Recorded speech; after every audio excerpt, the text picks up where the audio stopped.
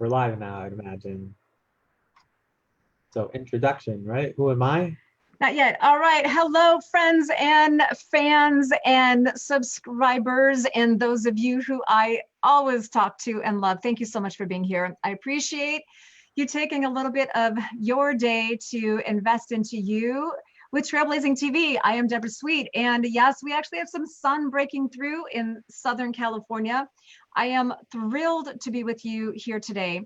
I have one of my clients, his name is Nathan Raymond, and I've been really looking forward to inviting him onto Trailblazing TV so that you can learn from Nathan some of the knowledge and the tips that he has that's going to really help bring some peace of mind to what we're going through, because Nathan has a very unique background. And Nathan, I'm just thrilled that you're here. So first of all, please introduce yourself. Tell us a little bit about who you are, what is your company, and then we're going to jump right into talking a little bit about what you do.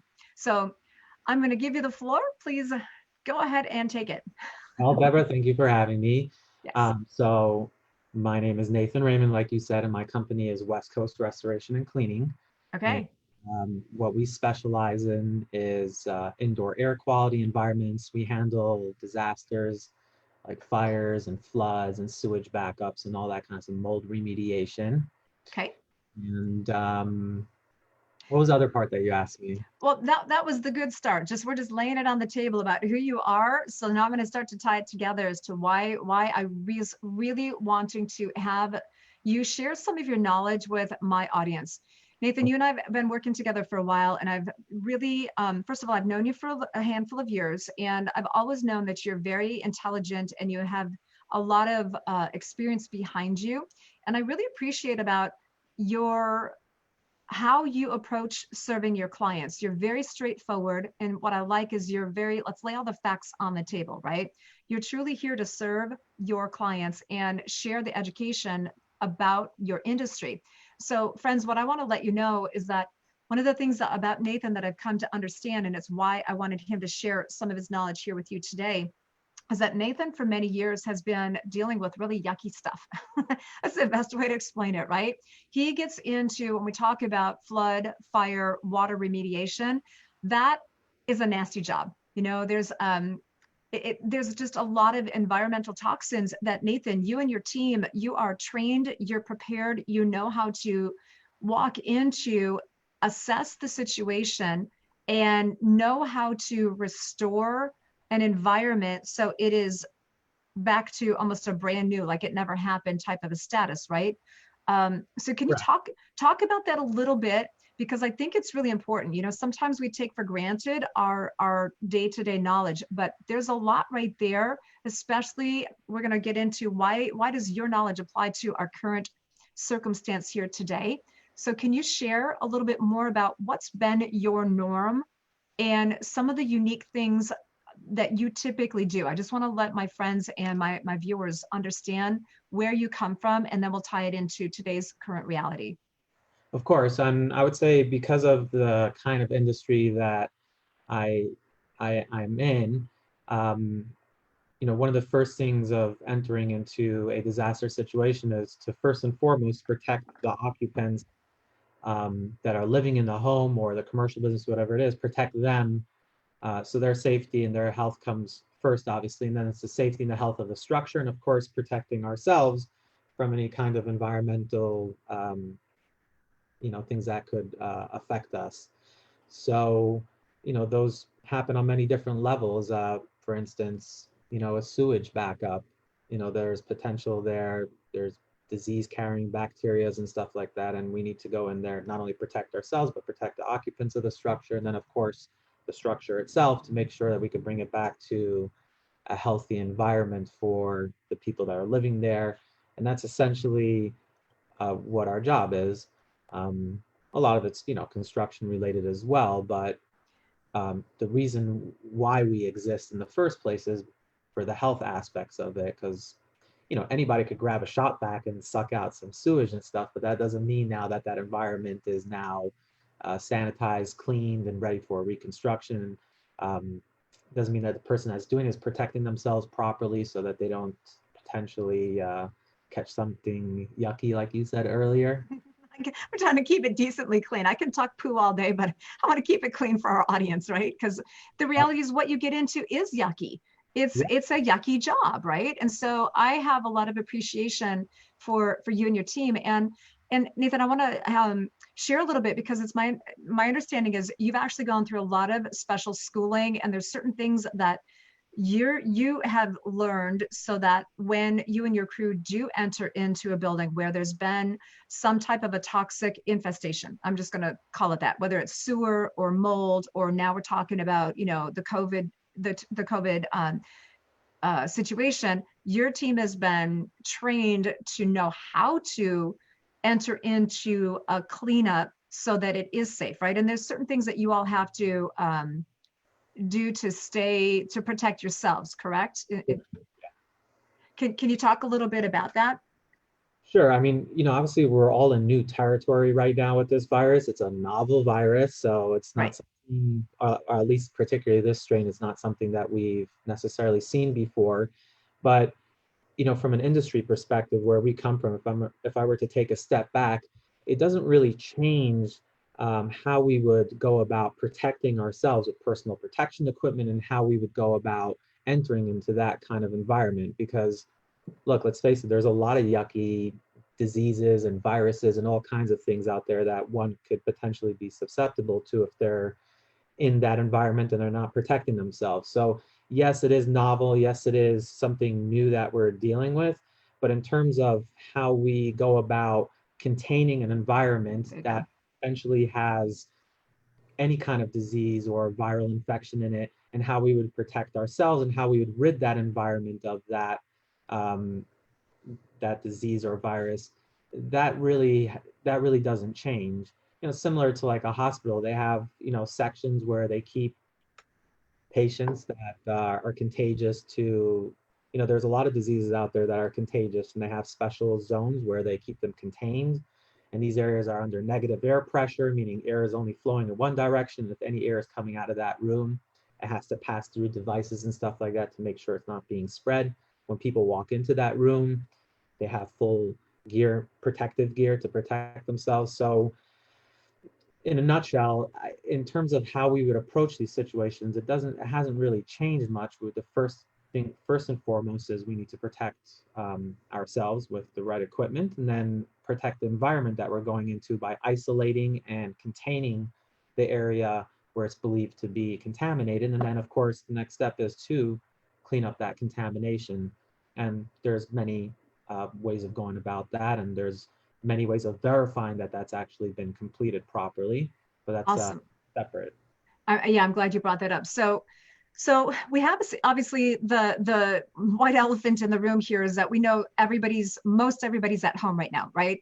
There are the essential services where there is still some exposure between what we would call a commercial building as well as a residential building. So can you share a little bit?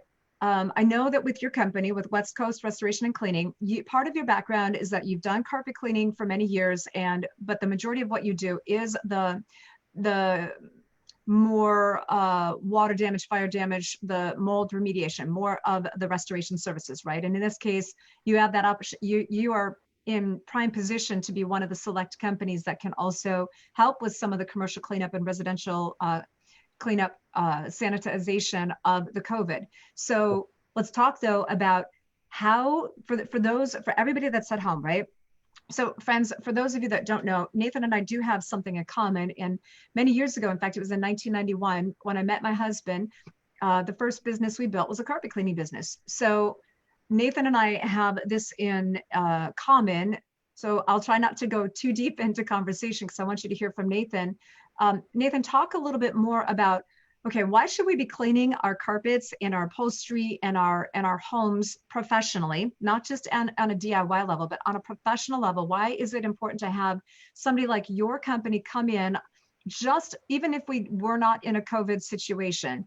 Why should we have professional cleaning done every 3 to 6 months, or at least once a year minimum? Why is that important? And then tie it into how does this relate to our current condition about making sure that our homes are not being infected with COVID? That's a good question. I'm gonna take it like one step further. Okay. So I can make a distinction. We are seeing steps that are being taken in two different environments. Obviously, we have those commercial environments where that typically see a lot of people coming through, Okay. a lot of foot traffic, and then we have our personal homes, obviously, where at this time we're probably not allowing too many people to come through other than our family and stuff. So, a lot of it comes down to, I've seen a lot of stuff come down from the CDC, and other places in terms of what they recommend people do in their own homes, which is, of course, wash their hands on a regular basis, wipe things down, basically keeping things super clean using disinfectants and stuff like that. But, within the residential home, there are certain aspects that typically you're going to need some specialized equipment for instance, upholstery and carpet. Mm. And those are not simple things to clean if you don't have the right kind of equipment. And we are spending a lot of time in our homes right now. Mm-hmm. We're running the HVAC system, so filters and the HVAC system get dirty as well. Mm-hmm. Carpeting obviously holds a lot of dirt and soil and all kinds of allergens, etc. That typically we clean them 3 to 6 months, but because we're trying to keep our indoor environment as clean as possible with all the things that we're doing ourselves, a big portion of that is, cleaning carpet as well. Carpet, it takes up, typically in an average home, it covers quite a bit of area. So Totally. carpet's a great thing because a lot of times it traps a lot of what's in the air. So it could actually improve the indoor air quality of the home, but that's only like anything else, like a filter, if you change it. So cleaning the carpet is essentially cleaning the filter in the home, and that should improve the indoor air quality significantly. And I would imagine that falls in line with the guidelines that are coming down about keeping the cleanliness within the home, and should help quite a bit. Right. And for those people that, for those of you who are watching, if you've already had, you go in your home. And what's interesting is that especially homes that have been built recently, they are much more airtight than ever, right? That's what we want. But there's been, and Nathan, I ask you to correct me if I'm not stating this accurately, because I know that your company has the ability to do indoor air quality testing. But from what I recall, studies have been done that shows that our indoor home air quality is oftentimes dirtier than outdoor air because not everybody likes to clean their carpets and not everybody likes to vacuum, right? I remember one of the data points that we always used to talk about, and some people giggle over this because they're like, oh my gosh, I don't do that. Where there was this is best standard practice for just maintaining your carpet, right? Just you have a carpet and you want to keep it from prematurely aging. The data point is for every living body. So think about this. If you have if 2 adults, 2 children, and 2 pets, there's 6 living bodies. You should be vacuuming once a week per living body, which translates into, friends, vacuum 6 times a week. Yeah. And, and when you, I know, I was always thankful because my clients used to say like, what? You want me to vacuum what? So talk on that. Well, what I'm getting at is what Nathan just talked about is, yes, that is a general recommendation for helping to keep our indoor air quality at home clean. Vacuum frequently. Most people don't do that. Your vacuum needs to be clean. Those filters need to be clean. Most people don't do that. So what happens is what Nathan talked about, the filter of the carpet, it does get dirty. So if you've been having some allergies, or you have a room in the carpet, or you have a room in the house where you just go into it in normal and your eyes get watery, your eyes get itchy, that's a great time to call Nathan and have him come in and clean the carpets. Just basic hygiene 101, right? So I want to make sure that right now we're just spending a lot of time indoors because we're all isolated, we're all yeah. stuff. So we may notice these effects more than we usually notice them, but also just a lot of bodies in the house, a lot of traffic going on. So it's just in line with helping to keep the indoor air quality and the other cleaning things that we're doing to keep ourselves safe.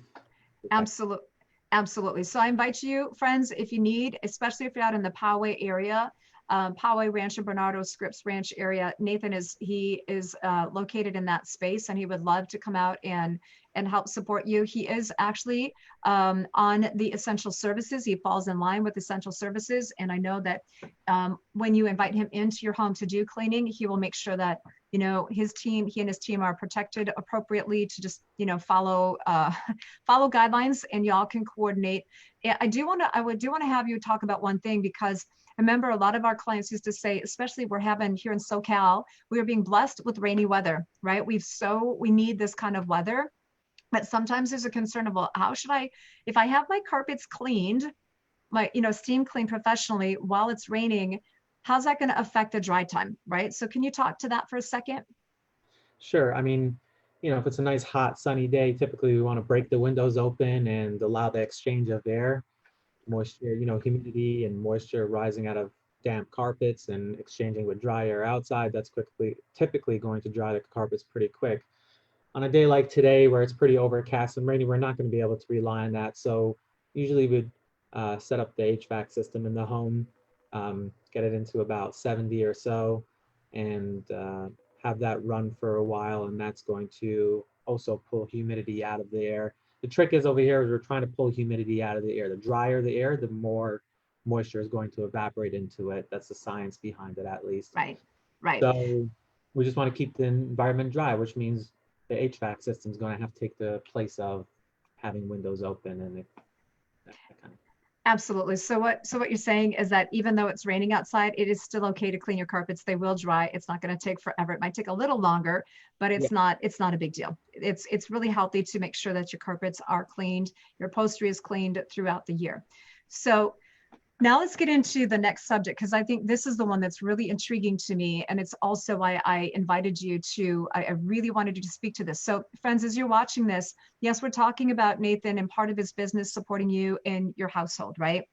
But you may be at home now working because your offsite place that you've worked at, you're not allowed to go. Or even if you are in essential services and you are in the buildings that are open, there's some new information. Nathan is keeping his eyes and ears very open to this to make sure that he understands how to serve in that space. But Nathan, can you talk to us, for my viewers here, that either they go to work at an offsite building, or maybe they are the owner. They're the owner of the building, or they're the owner of the business that is in a commercial setting, right? What do we need to know about making sure that those buildings are as safe and sanitized as possible?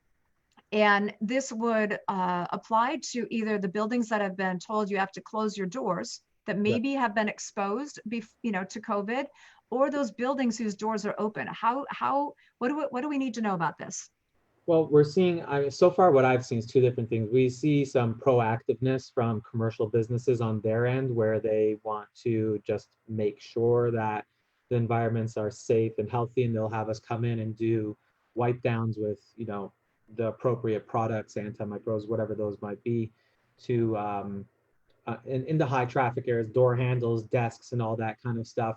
But we also are seeing now some guidelines coming down from the CDC in regards to environments where it is known that there was someone who was infected with this virus in those environments, and how they suggest go about cleaning those particular environments. So we're seeing both sides of the coin.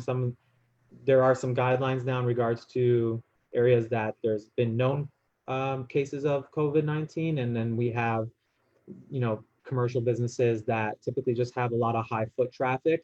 They don't know for sure if there was or wasn't, but they want to take steps to make sure that those environments are safe and healthy for if and when we go back to them, or there's still people going in and out. My wife works at an office building that's been shut down essentially, but there's some critical things they need to go back for every now and then, once a week, to stop in and grab this or grab that. So we're working with both, whichever one, depending on. Go ahead.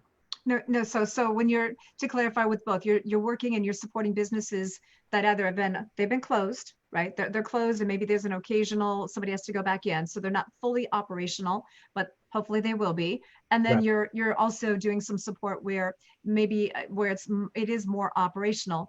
And so what you were saying is that as you're making sure that you're aligned and aware of what the OSHA standards are, the precautionary measures on how to make sure that when your company is contracted to go in and do the sanitization, do the clean out, help ensure that you're removing the toxicity in the building.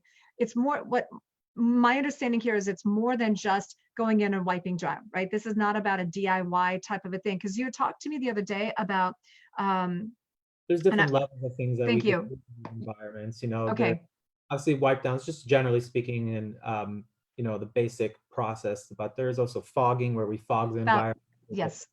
running air scrubbers to scrub the air, and so there's a couple of different levels of where that could go to. But on a most basic level, some environments are just wipe downs. Others are a little more concerned. Maybe there was someone in there that was possibly infected, and they want to have additional steps taken and stuff.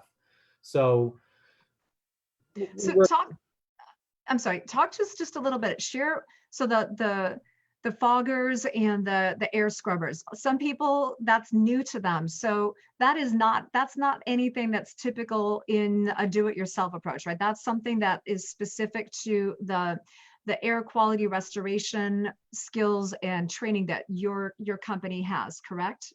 Yeah, I mean, I would say there's two aspects to it. One, Okay. do you have the right equipment to do that kind of job? Not that it's impossible to get your hands on it, but do you have that right equipment? Where are you going to get it right now? I would say the second most important thing in regards to that, do it yourself kind of thing, is, are you protecting yourself properly? It's easy to go and do something, but what are what can be the possible consequences Mhm. of, of possibly getting infected? Who knows what it is and stuff. So I think, just part of because of what we do on a regular basis, part of it's just a training of how to protect ourselves, right? First and foremost, to make sure that we're not being exposed to it, but then going into these environments and being able to clean them properly without cross-contaminating other areas. That's a big deal. Yep. It's easy to go in and just wipe stuff down, but if you're transferring a potential from one environment and just moving it over to another environment, we call that cross-contamination. So that's an important aspect of what we do to make sure to not cross-contaminate environments. And that comes down to a lot of the mold remediation that we do. So there's a lot of similarities in terms of, containing an environment and not spreading it further into other environments. So, there's aspects of do it yourself that could be done properly, but it just, it's situational. It just depends on where you're at. If it's a room in your house, then yeah, you could probably get that done on your own. A commercial environment, spread out, a lot larger. There's a lot more moving parts to it. That might be a little more difficult. Not just more moving parts, but then for my business owner fans and followers, there's, again, I'm opening up on some virgin territory. There's things coming down the road where if you don't clean something properly and it's not contained properly, there could potentially be, down the road liability issues, right? I mean, I'm not playing lawyer, I'm not playing attorney, I'm not doing any of that. I'm just, again, I'm correlating between, when mold shows up, right? You've been doing mold remediation and mold abatement. So when mold shows up, you know how to contain it and get rid of it and restore it back, restore that building so it's clean and safe, right? You have the ability to test the air and to have the right kind of certification that it's clean. So with mold, you know how to support a building owner, a landlord, to make sure that it's safe again, right? Remove that liability. There is uncharted territory here with COVID. Correct. And so We're using what we know already. got Like you it. said, it is uncharted territory, like all those things we just spoke about, mold and all these other contaminations. These are defined areas. They're well known. The guidance and steps of how to go about them are well known, and that's what we're trained on. And like you said, this is uncharted territory.